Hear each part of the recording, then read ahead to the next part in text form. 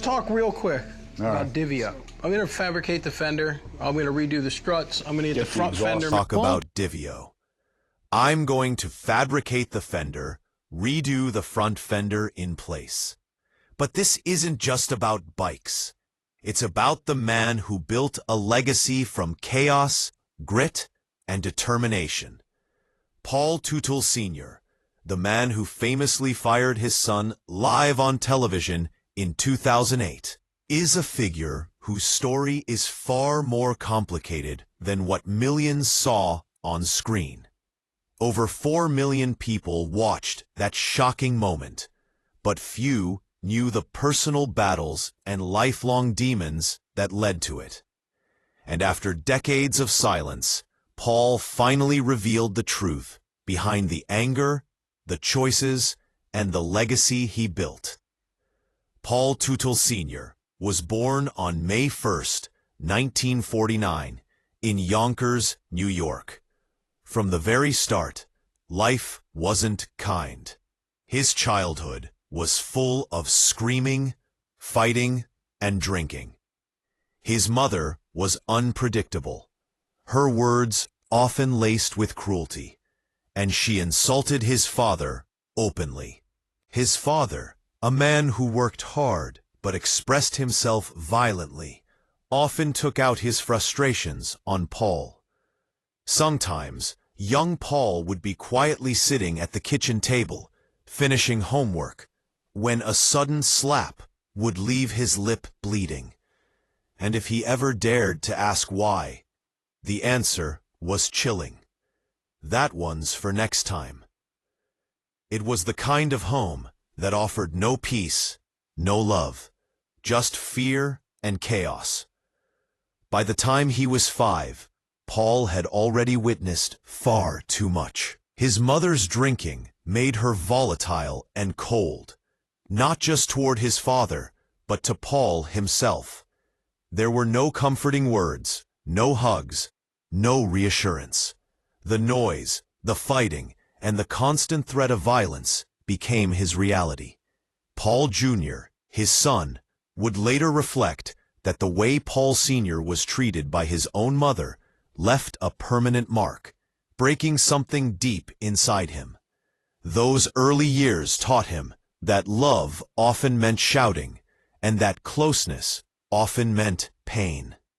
A safe, loving home was something he didn't even know existed. By the age of 10, Paul had begun seeking escape. He spent hours outside, wandering, collecting scrap metal, and tinkering with anything he could find. Each piece of metal became a chance to create, to control something in a life that was otherwise uncontrollable. The garage became his refuge. While chaos reigned inside the house, in that small space filled with tools and grease, he found peace. It wasn't just a hobby, it was survival. This was the birth of a passion for machines, a love that would save him in ways nothing else could. But life had other plans. At 12, Paul broke into a neighbor's garage and stole a box of tools. Using them, he built his first small motorcycle. This wasn't about fun. It was about freedom, a sense of power in a life where he had almost none. That act of defiance would mark the beginning of a lifelong pattern. If the rules didn't work, he would bend or break them.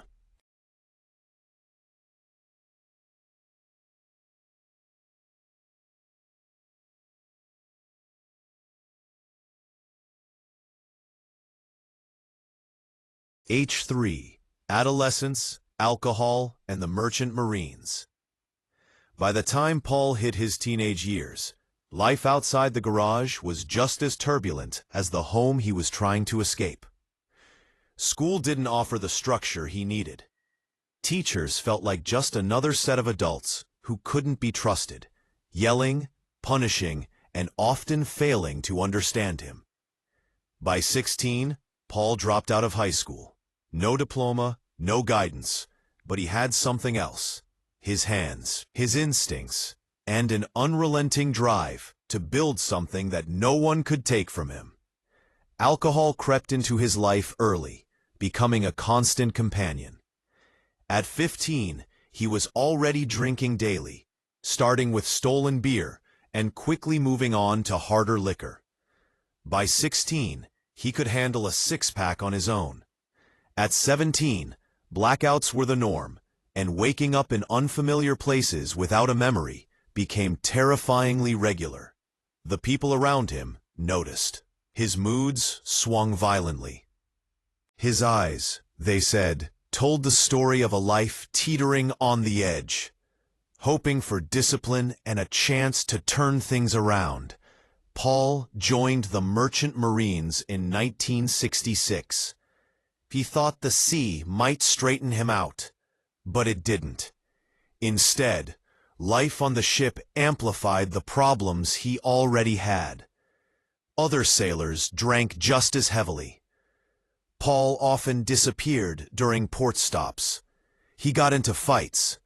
On one occasion, he drank an entire bottle of whiskey and multiple beers, blacked out, and woke up in the ship's medical bay, narrowly avoiding falling off the deck.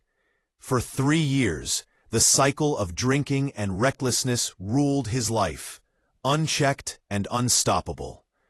Returning home in 1969, Paul married Paula and soon became a father to Paul Jr. One might think marriage and family would bring stability. But for Paul, it only intensified the chaos. By now, his drinking had escalated to a half-gallon of wine per day, plus hard liquor. The home he created mirrored the very chaos he grew up with. Between 1970 and 1972, police were called to their house over 15 times. Neighbors reported shouting matches. Paula frequently bore bruises. Paul once threw a television through a window during an argument. Another time, he smashed every dish in the kitchen. He would vanish for days on binges, leaving Paula and the baby with nothing. Then came a turning point, or at least it should have been one. In 1972, after drinking a bottle of brandy and multiple beers, Paul crashed his pickup truck directly into a tree. The injuries were severe: broken ribs, shattered collarbone, punctured lung, internal injuries. His blood alcohol level was 3 times the legal limit. Doctors warned him that another accident could kill him, and yet, just 2 days after leaving the hospital, still in a body cast, he was drinking again. He hadn't even tried to stop. His life was spiraling, and nothing, neither marriage, parenthood, nor near-death experiences, could slow the pace. Jobs came and went. Steel plants, construction companies, and car factories all became temporary stops. Paul was fired repeatedly, arriving drunk, passing out at work, or fighting supervisors. One time, he passed out mid-shift in the break room. Employers stopped hiring him. He survived through odd jobs and bartering work for alcohol. Amid all of this destruction, a single spark of ingenuity would soon change his trajectory. A small welding business he started in 1973 called Paul's Welding.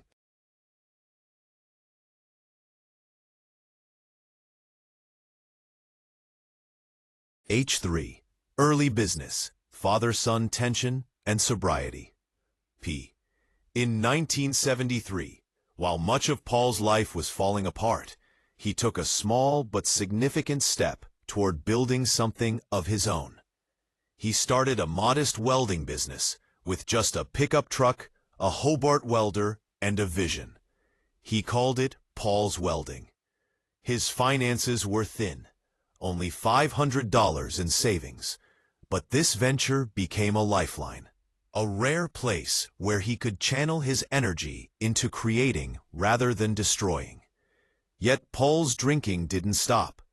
He still consumed half a gallon of wine daily, often drinking while running the business, showing up to jobs inebriated, and testing the limits of his own survival. Despite the chaos, the business began to grow slowly. Paul had a knack for welding and creating, skills he had honed since childhood. The garage, which had once been his escape, was now a small foundation for a future he could barely imagine. But life outside the workshop remained turbulent. His personal struggles mirrored a long family history of alcoholism. His uncle had been an alcoholic, his mother too, and Paul himself was now trapped in that cycle. In 1981, his son, Paul Jr., joined the shop at the age of 12. From the start, their relationship was tense. Paul Sr. was a storm, temperamental, demanding, and deeply flawed. Paul Jr. had to learn quickly, managing machines and keeping the shop running, often acting as a buffer between his father's anger and the business itself. By the time he was a teenager, Paul Jr. was leading the rail shop, carrying the weight of a growing enterprise on his shoulders. Their dynamic was complicated. A father who inspired creativity, but also instilled fear, and a son determined to hold everything together. By 1985, however, a turning point arrived.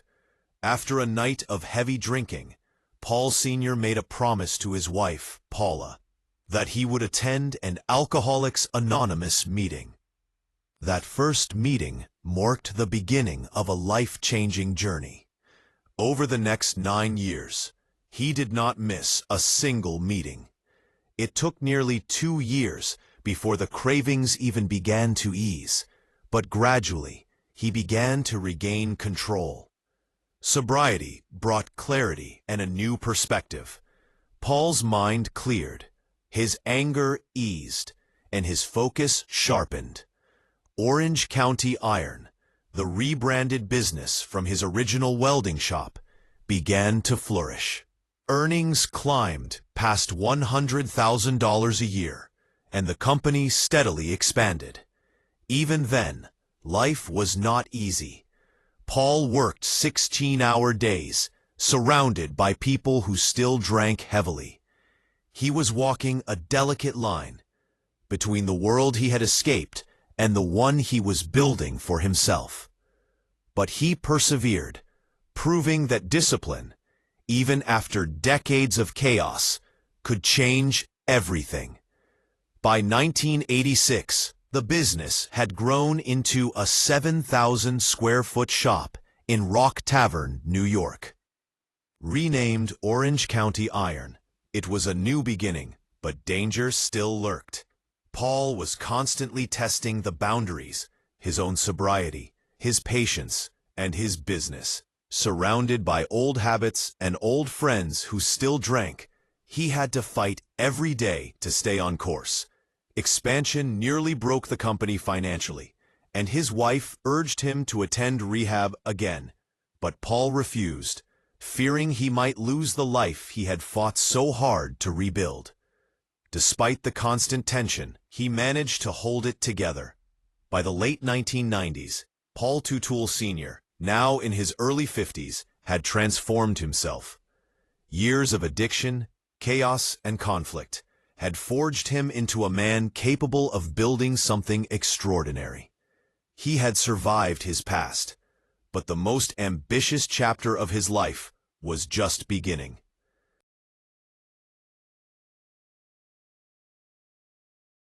H3. On to launching Orange County Choppers and the rise to fame. By 1999, Paul Teutul Sr. was ready to take a monumental leap. At 50 years old, he sold off his iron business and took a massive risk, investing all $50,000 of his savings into a brand new company, Orange County Choppers. This wasn't just another business venture. It was a chance to reclaim his life, to build something that reflected his creativity, his skill, and his hard-won sobriety. For decades, he had secretly built motorcycles in the basement of his iron shop, a passion buried under years of work, family obligations, and addiction. Now he could finally bring it to life. The first bike under the Orange County Chopper's name was called True Blue. Paul had never attended design school. Everything he knew came from trial and error, hands-on experience, and relentless experimentation. The frame was unconventional, the steelwork bold, and the design unlike anything anyone had seen before. The build cost $30,000, nearly emptying his savings, and tested his limits. During construction, he even suffered shocks from welding twice, a testament to the physical risks he took to make his vision a reality. When True Blue debuted at Daytona Biketoberfest that October, the reaction was mixed. Some traditional builders criticized it, saying it wasn't a real chopper, but the bold design spoke for itself. Within 48 hours, Paul had secured 15 new orders worth over $400,000. That moment wasn't just a financial breakthrough, it was a lifeline. Orange County Choppers had survived its fragile beginnings, and Paul had proven that his creativity, determination, and sheer stubbornness could overcome decades of personal turmoil. Success, however, came with its own pressures. Fame brought the spotlight, but it also amplified old challenges. In 2001, Paul relapsed. He mismanaged $75,000 from the business, became addicted to prescription painkillers following a motorcycle accident in 2000, and even engaged in gambling. Equipment was sold, checks were forged, chaos seeped back into the company. It wasn't until the accountant noticed missing funds that anyone fully realized the damage. Paul checked into rehab in February 2002, quietly mortgaged his house, and borrowed $50,000 from family members to repay the business.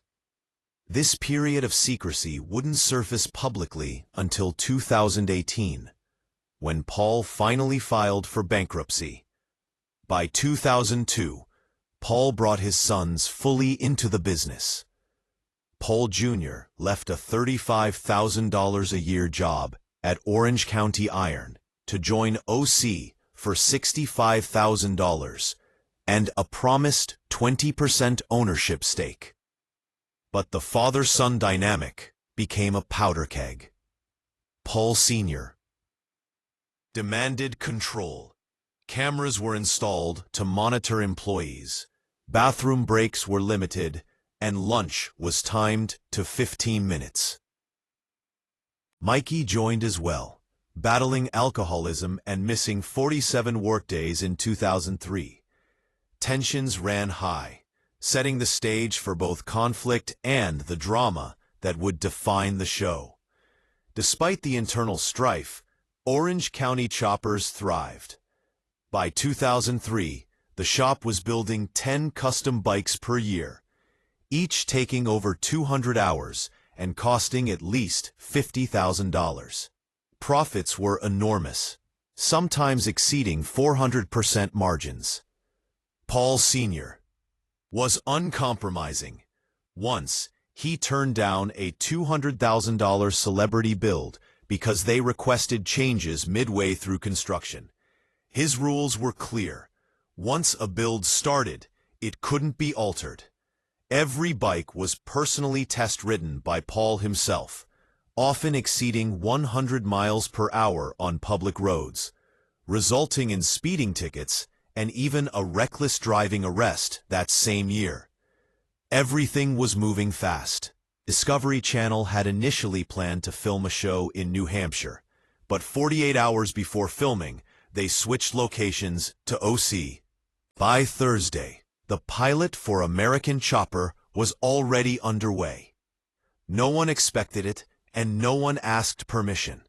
It just happened, launching a franchise that would span 165 episodes, millions in revenue, and a legacy that intertwined family, passion, and volatility.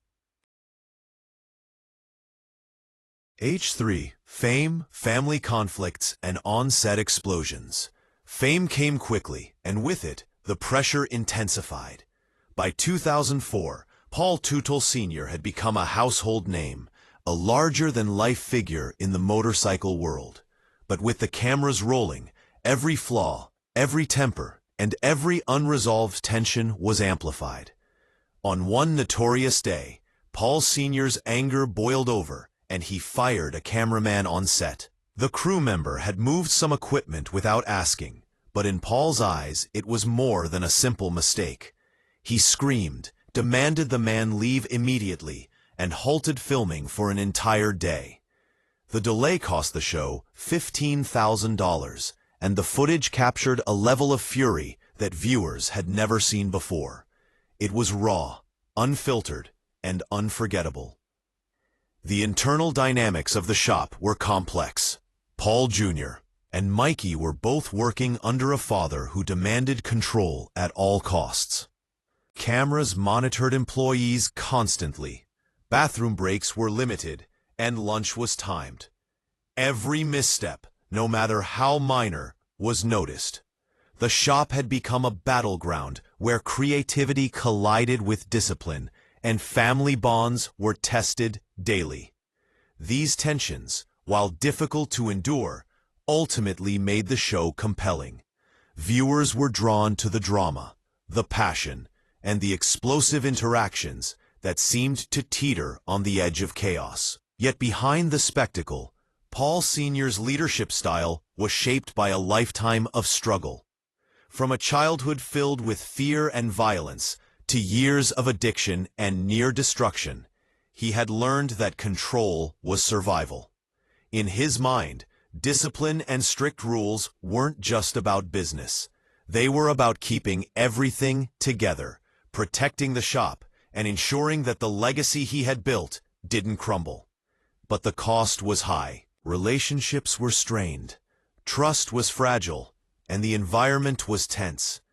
Despite the volatility, Orange County Choppers continued to thrive.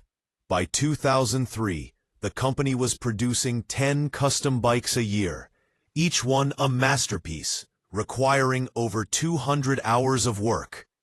Prices for builds started at $50,000, and profits were extraordinary, sometimes exceeding 400% margins. Paul Sr. was uncompromising in his vision. Once a build began, no changes were allowed, no matter the client. He personally test-rode each bike, pushing both himself and the machines to their limits. He received speeding tickets and even faced a reckless driving arrest, but he was relentless. The motorcycles were more than vehicles. They were expressions of his life, his struggles, and his triumphs. The show's success was meteoric. Discovery Channel had initially planned to film elsewhere, but 48 hours before the pilot, they switched to Orange County Choppers. By Thursday, filming began, and the unplanned decision launched a franchise that would span 165 episodes, earning millions and captivating audiences worldwide. Fans tuned in, not just for the bikes, but for the human story, the raw family conflict, the explosive personalities, and the resilience behind every creation. Even at the height of fame, however, Paul Sr. never lost sight of where he had come from. Every victory was measured against years of struggle, addiction, and survival. The cameras captured his temper, his intensity, and his perfectionism. But beneath it all was a man determined to build something that could outlast him. A legacy forged through chaos, passion, and sheer will. https, relapse, recovery, and family power struggles. Fame brought wealth, cameras, and opportunities, but it also brought old demons back into Paul Teutul Sr.'s life. In 2001, just a few years after Orange County Choppers had exploded onto the national stage, Paul relapsed. He began taking $75,000 from the company, gambling recklessly, and abusing prescription painkillers he had received after a motorcycle crash in 2000. Equipment was sold off, checks were forged, and chaos seeped into the business he had fought so hard to build. No one immediately noticed. It wasn't until the company accountant discovered discrepancies that the full scope of the problem came to light. In February 2002, Paul admitted he needed help and checked into rehab. It wasn't just about him. His actions had put his sons, his employees, and his business in jeopardy. To cover the financial damage, he secretly mortgaged his house and borrowed $50,000 from family members. The public wouldn't learn about this turmoil until 2018, when Paul finally filed for bankruptcy. Yet even during this period of personal and financial crisis, he was laying the groundwork for the next generation to step up. By 2002, Paul Jr. and Mikey were fully integrated into the business.